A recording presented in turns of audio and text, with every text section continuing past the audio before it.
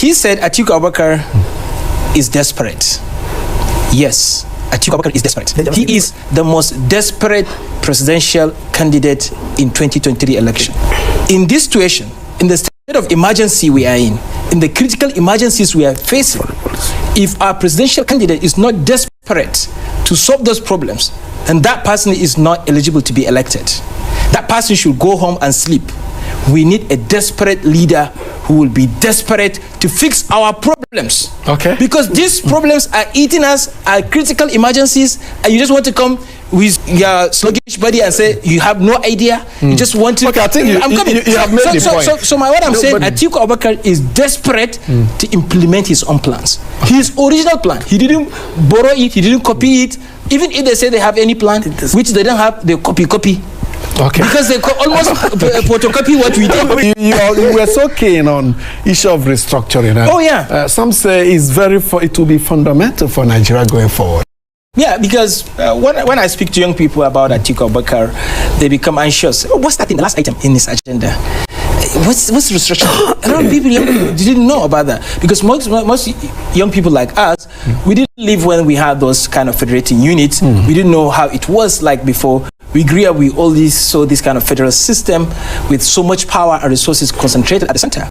And a lot of people think, oh, it means that breaking the Nigeria into two, so many secession of the unions, and a lot of people became skeptical about that. So people need to be clear. And this is what makes Atiku Abubakar's plan unique from others. You know, when you concentrate power and resources at the center, you are making it far away, you are putting it far away at the distance to the people at the grassroots. So people at the grassroots are the ones supposed to be closer to the power and the resources. But now you put it far ahead of them. Before it drops down to them, it's going to take a long time, if at all it's going to come down. And it makes the governors at the state and local government to sit back and relax, waiting for everything that comes from the top. While they could do so many things around them, they could tap and build so many potentials around them, but they will sit back because they're waiting for everything to come from the top. And there's so many responsibilities and expectations at the top that they cannot handle. And that makes us to have so many latent development opportunities that we're not tapping. Because if you look at the previous federating system that we used to have, the federating units, they worked well. Even our candidate got education from the Northern Scholarship Board. He was educated by one of the federal units we had then. But then after the Civil War, we say, okay, we should centralize all the resources so that we don't empower certain regions, so that they will not call for secession of the unions in the future. But that didn't work for us. And that's why Atiku Abubakar That was the beginning of the problem. And then Atiku Abubakar said, okay, we have... You agree with him on that? No, let him go. Okay. Let me finish. So Atiku Abubakar said, we have to restructure and give so much power and resources to the states. Because to whom much is given, much is expected. If you are not giving much to the local government, to the states, you cannot expect much from them. They always say, because they didn't give us from the top. Everyone will blame. And someone will say, okay, if we give so much power and resources to the governors, they will abuse that power. They will go into corruption. They will steal the money. But still, even if you are concentrating the power and resources, it's still subjected to corruption and abuse. And at the same time, when you are concentrating those powers and resources at the center, you are making the state governors to be lazy. And they will not tap into their potentials, into their revenue opportunities. Let me finish. And they will always point finger at the center. And then their people will not hold them accountable. And for the resources they get, they become corrupt. And that's why Atiku Abubakar said the states and local government should control their education, their health, their agriculture, their roads, and their infrastructure. Can he master the will and the influence? Because, previous efforts to amend the constitution to devolve powers were unsuccessful. What is it going to be? You see, the people have to be educated. And I want you to allow me to finish this point, because this is an opportunity for people, Nigerians, to even get a grasp of what this is about. Because people will be the ones to demand for it. Now, including infrastructure, power. Even if you generate power in your own state, it reaches a certain level, you have to send it to national grid. There's nothing wrong, like what my principal said, for a state to have its own power generation and distribution, and even transmission network within the states. And we have solid minerals, because these things are left untapped because we are waiting for the federal government to come and develop it. The states cannot do that. We talk about security, state policing. My professor said, Atiku Abubakar said, we have to have state policies for state that want it. It's not mandatory that everyone, because when you have the locals who are policing your area, they can speak your language, they know the terrain.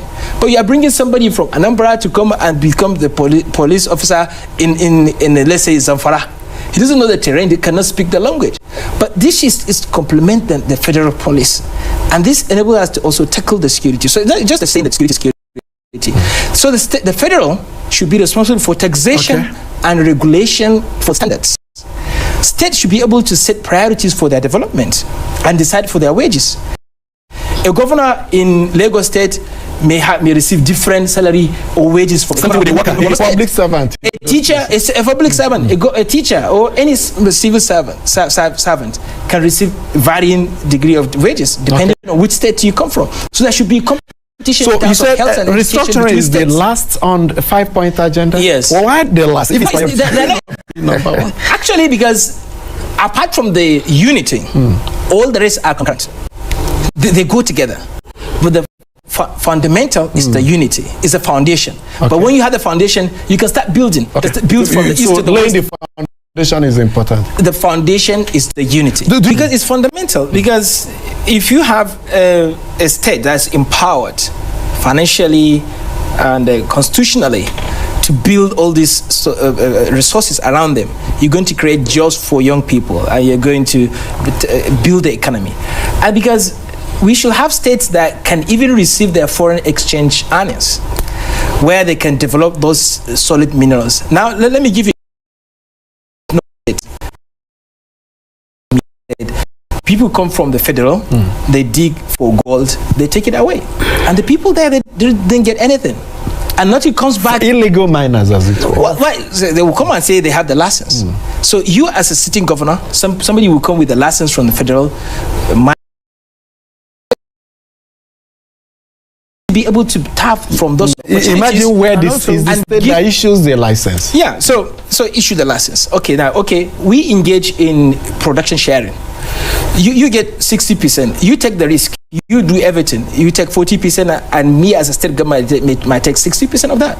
And I can build hospitals. I can build schools. And if I'm a good governor, I'm doing that, and I'm increasing wages, and I'm increasing salary for my teachers, and providing facilities, building more schools, people will start willing to come from other states to my own states. You understand? So I can even tax them. I can even put higher charges on them coming to my state. So other states will now see me as a model. There will be protests in the neighboring state. We can also do that. That's healthy competition. So there will be healthy competition. So that's the way, because if we are waiting for federal government to do everything, it's going to be very difficult. In fact, centralizing resources at the center is what brought us to where we are today. Because you give everything at the center. You put everything at the center. Yes. And now, if you are not lucky to have a good leader like we have now, this person will not perform, will favor other regions, marginalize other regions, and all resources will go to one region, and this will lead to frustration and grievances and further dividing us. And you can even have people like them contesting the election, even not because of division. These people don't have even voice to speak.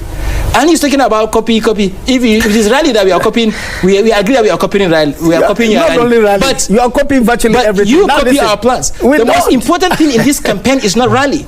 The most important thing in this campaign is policy, ideas. Remember, we have as long as we are not copying ideas, as long as we are not copying anyone's ideas, that's fine. Talking about, and you know who is doing rally, who has moved to more than 5 states so far. You have commenced your campaign. We have not yet. So because we are far ready, anyway, we are ready for it.